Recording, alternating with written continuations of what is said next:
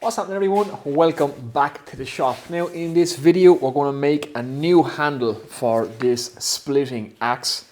A friend of mine, he's splitting a lot of timber at the minute. This was one of his axe heads and he needs a new handle for it. I've already made a maple handle for my axe and it turned out quite nice, lovely and smooth, really strong and feels really good in hand. So we're going to do it again. So a friend in need is a friend indeed, as they say. So it'll be a simple enough project. So we'll clean up the axe head, we'll polish it up. We won't put a mirror finish on it, but we'll get it nice and polished, put a nice edge on it for him, and make a nice handle from maple. So it's going to be mostly a one tool show. It's going to be the grinder. So plenty of batteries, grinder, flapper discs, and that's about it.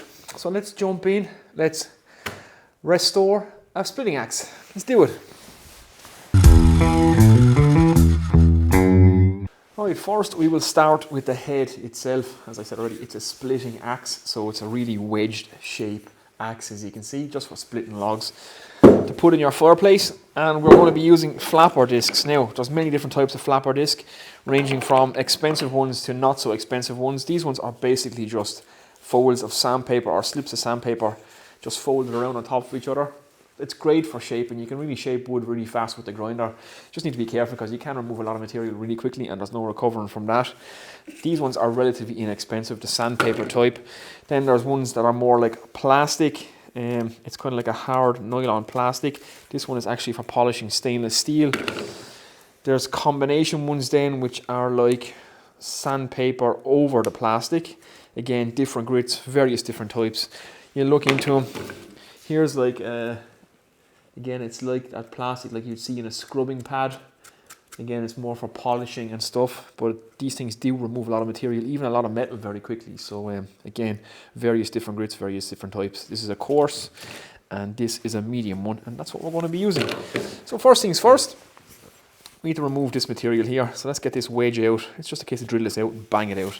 Nothing too complicated. Let's get on it. Right, here we go. Like I say, there's not much to this. I have the coarse flapper disc, that's what we're going to start with. So just going to start grinding this. It gets very dusty, so if you have the weather, do it outside.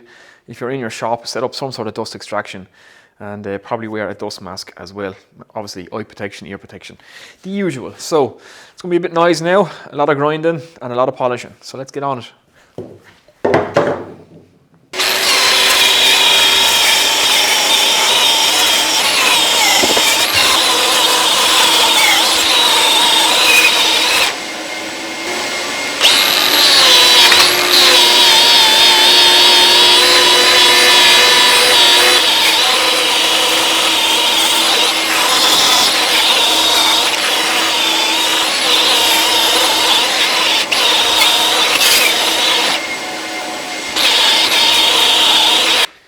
Right, so we have our head polished up. Now, it's not polished to a mirror finish or anything. It still has loads of dents and marks in it, but that's a patina. This is a working tool. It's not something for doing your makeup in, you know, so it's nice to have a bit of patina on something, I think, especially on a working tool. It's a bit of character. You can, if you wish, get these to a mirror finish if you want to spend the time, take out all the dents, grind it all out, and then polish it and buff it. You will spend most of the day doing it. But like I say, this is a splitting axe and it's a working axe, so we don't need a mirror finish on it. But it's nice and cleaned up and it's going to look well. Now, we have this piece of maple and that's what we're going to make the handle out of. So like I said, I've already made a handle for this axe and we're just going to replicate this one. So you can make it straight if you so choose, but it's better to have a slight curve in the top and then have it curve away from you at the bottom. It's just so your hand, when you swing, it rests into that curve and it feels natural to the hand. So that's what we're looking at. Again, the length, you can use it to suit you. Just cut your piece of timber, hold it in hand, see whereabouts you feel comfortable with your grip, and go with that. So size it to your body, in other words. That's all we're after. So let's mark this out. Let's mark our length, check our width. The axe heads are the same length, although this is a heavier duty axe, so it'll have a wider top. But about there. That should be good.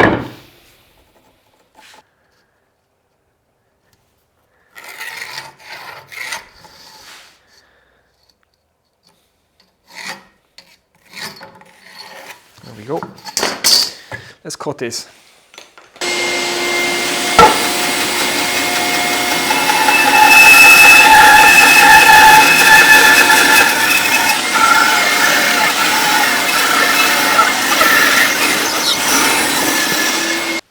Right, that's our piece of maple cut. Now I want to roughly leave this thickness. So I need about this much meat either side. So it's going to be a lot thicker in the top than my standard axe.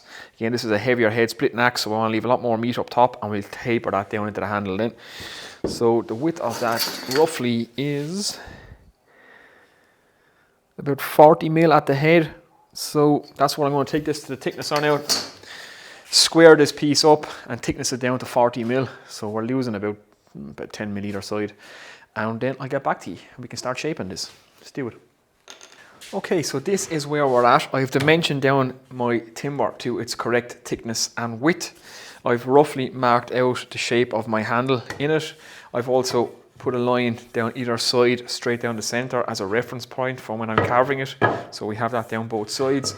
I've also squared a line all the way around. That is the thickness I need for my axe head, with a small bit left out the top, just so we have a bit to work with. And I've also put a cross on the top of it and marked that down all sides so I can line up my axe head dead center with this piece of timber.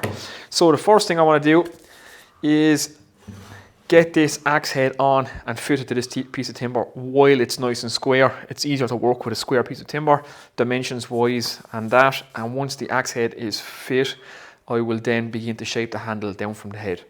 So let's do that.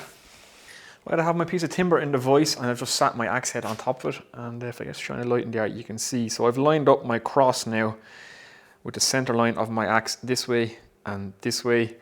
And I've just drawn the piece that I need to come up through the body of, or up through the head. So I've just put a circle around that. Hopefully, if the camera focuses on that part, yeah, there you go. You should be able to see that there now. So now it's a case of take this to the bandsaw and remove the material, as much material as I can, and then carve it to fit this. Right, you can see I've marked my cut lines all the way around now. So we will take this section, then this section, then the back section, and then this section, and that gives me my depths that I need to cut in all the way around as well. So we'll end up with a square block, the width of this circle, and then it's only a case of knock off the corners. That's the idea, so let's do it. Again, it's just cut on the bandsaw here now, nice and simple.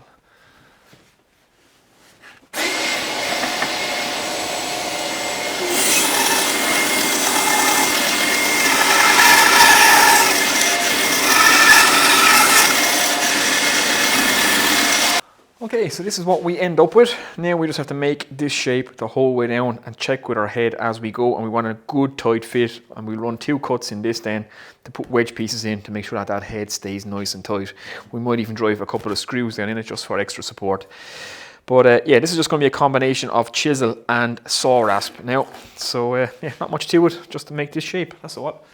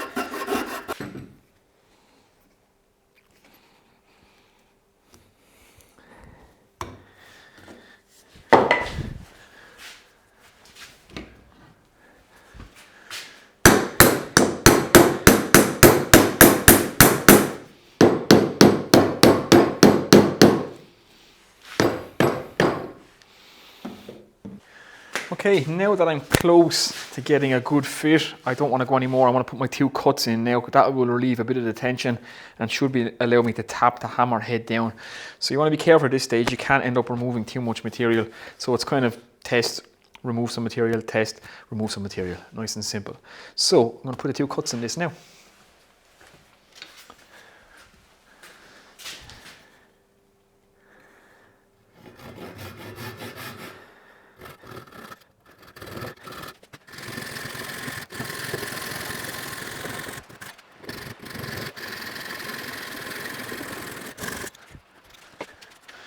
Okay, that should do. Now we'll get back to test fitting this head. Right, I have my head fitting now the way I want it. I've just taken this piece of the bandsaw and roughly shaped it out.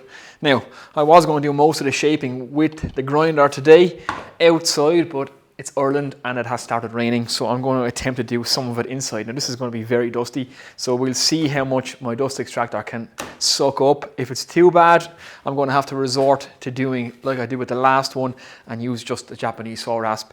It just means a hell of a lot more elbow grease and a lot more time, but we'll see. We'll give it a test, and if we can get most of this dust out of here, then it might not be too bad. So let's try it.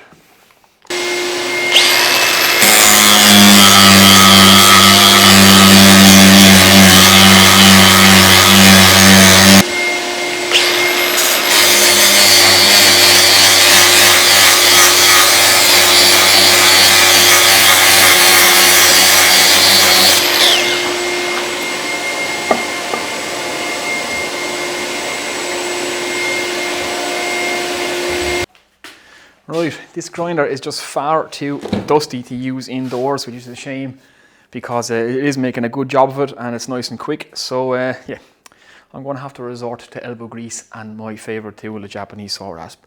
So as always, when carving with this thing, remove, check, just keep checking, follow your center lines, and once it feels good in your hand, it is good. So here we go, start carving. Yay.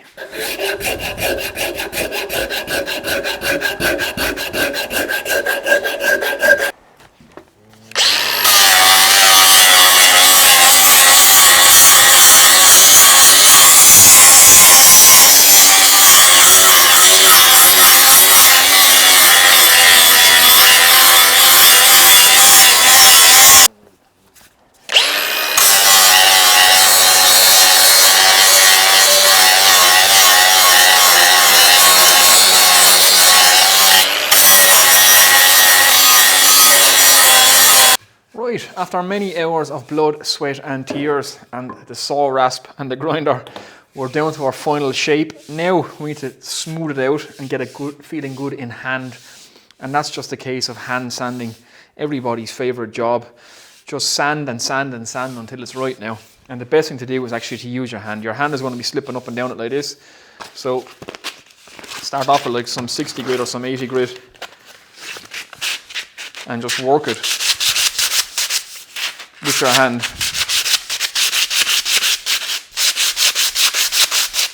until it actually starts to feel good in hand.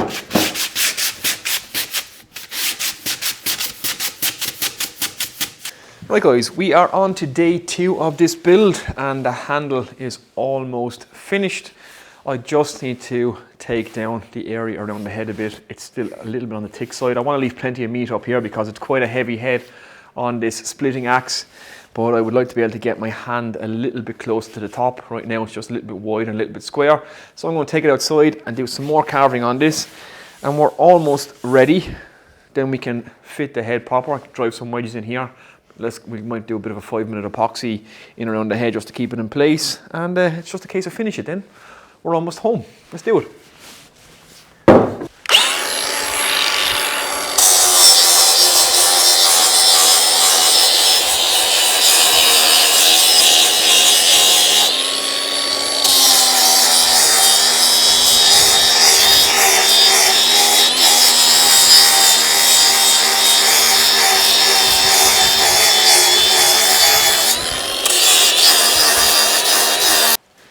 Okay, there we go. One more or less completed handle. Sanded down to 120 grit. That's as far as you need to go for an axe handle. It's lovely and smooth in hand. You need to do any more than that. So it's nicely shaped. Again, feels good in hand, and if it feels good in your hand, then it is good. So now we just need to permanently put on this head. So I'm going to mix up a bit of 5-minute epoxy, put it around the top of the wooden part, hammer this back on. It's such a tight fit as it is, it's not going to take much to hold this on. So we'll put a couple of screws on top of it. You can buy actual barbed metal wedges to hammer down the top of axes. I haven't got any now, so screws will do if you're stuck. And yeah, so let's try and get this head off now. Which will be easier said than done.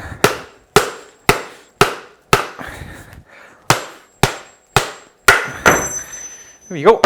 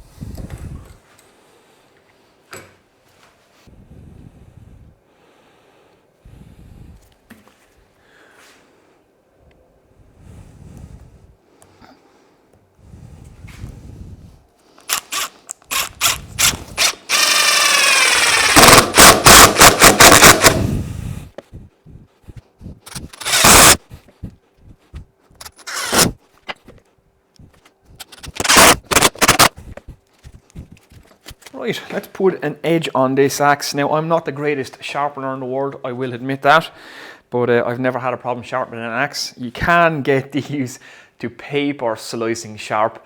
I don't think I'm that good, but it's a splitting axe, so it doesn't have to shave paper, it just has to split wood. But it's very easy to put an edge on your axe just with a simple hand file. I also have my Lansky sharpening system, which is all broke, but I can still use these stones by hand.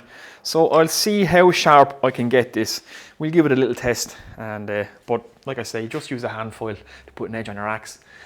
But just for the video, I'll see how sharp I can actually get it.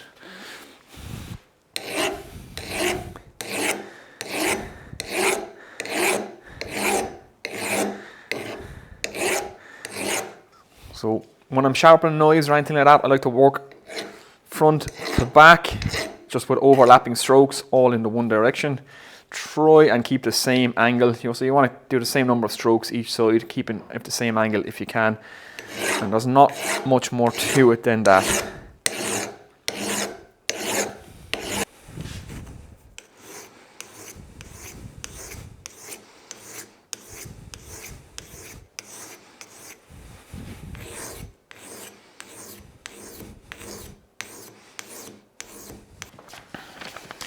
Okay, we have an edge on it, as you can see by the fact that I chopped the top of my finger.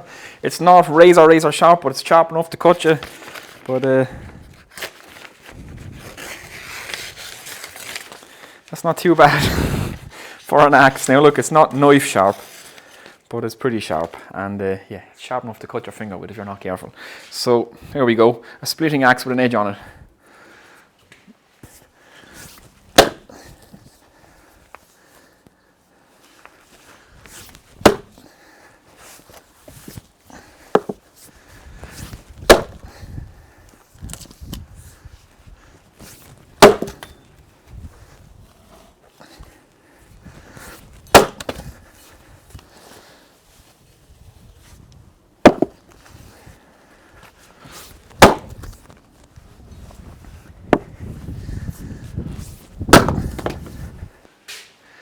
Right guys, there we go. That is a new splitting axe. Nice new maple handle on it, a semi-restored head. Does the job, works great, feels great in hand. Now, you probably could go to your local hardware store and buy a new splitting axe, cheaper than what you could make it for yourself, or even a new handle for that matter, but where is the fun in that? It's nice to work on these projects, and it's nice to restore stuff rather than always throwing stuff out, especially when you have a perfectly good head like that. It's nice to put a new handle on it, and hopefully my friend gets plenty of years out of this. You can actually check him out. He is on Instagram. He goes by the name of Laser Steak. So he does loads of retro t-shirts and all retro gaming, video gaming, that kind of thing. He has a nice big following on there on Instagram, so check him out, Laser Steak. You might even see him on Instagram using this axe in the near future. I am also on Instagram if you want to follow me there. It is man.in.shed. And you'll just see photos of what I'm doing in the shop from time to time before I get a chance to get videos up on YouTube. So that's it guys. Hopefully again you've enjoyed this and it inspires you to go out and maybe do a restoration project or some woodworking or some building, or just get outside and do some work in your own shed. Yeah, that's it. Hit like and subscribe, and I shall see you in the next project. Take it easy guys.